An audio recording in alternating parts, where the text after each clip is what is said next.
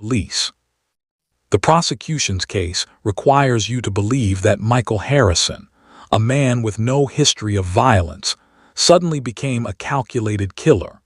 But it also requires you to believe he was simultaneously smart enough to premeditate murder and dumb enough to leave evidence everywhere.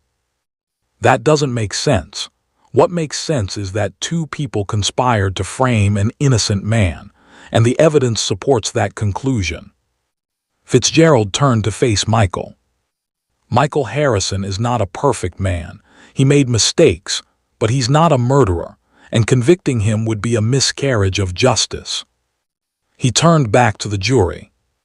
When you go into that deliberation room, I ask you to consider one thing: reasonable doubt.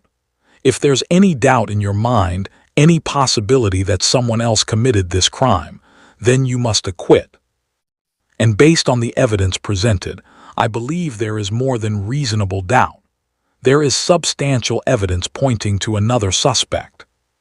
Michael Harrison deserves justice, David Chen deserves justice, and the real killer needs to be held accountable. Thank you. October 20th, 2019, Day 5 of the trial, 2:47 p.m. The jury had been deliberating for exactly 38 hours. Michael Harrison sat at the defense table, his leg bouncing nervously under the table. Robert Fitzgerald placed a steady hand on his shoulder. "Whatever happens," Fitzgerald whispered, "we fought hard, you need to know that." Michael nodded, but he couldn't speak. His throat was too tight. The bailiff's voice cut through the tension. "All rise, the jury has reached a verdict. This is it, the moment that would define the rest of Michael Harrison's life." Judge Blackwell entered and took her seat. "Please be seated. I understand the jury has reached a verdict."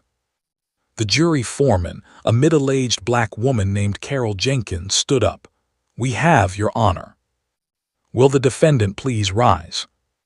Michael stood, his legs barely supporting him. Fitzgerald stood beside him. "Members of the jury, have you reached a unanimous verdict in the case of the state of Connecticut versus Michael Harrison?" "We have, Your Honor." The bailiff took the verdict form from Carol and handed it to Judge Blackwell. She read it silently, her face revealing nothing. Then she handed it back to the bailiff, who returned it to Carol. "Will the foreman please read the verdict?" Carol cleared her throat. Michael could hear his heartbeat thundering in his ears.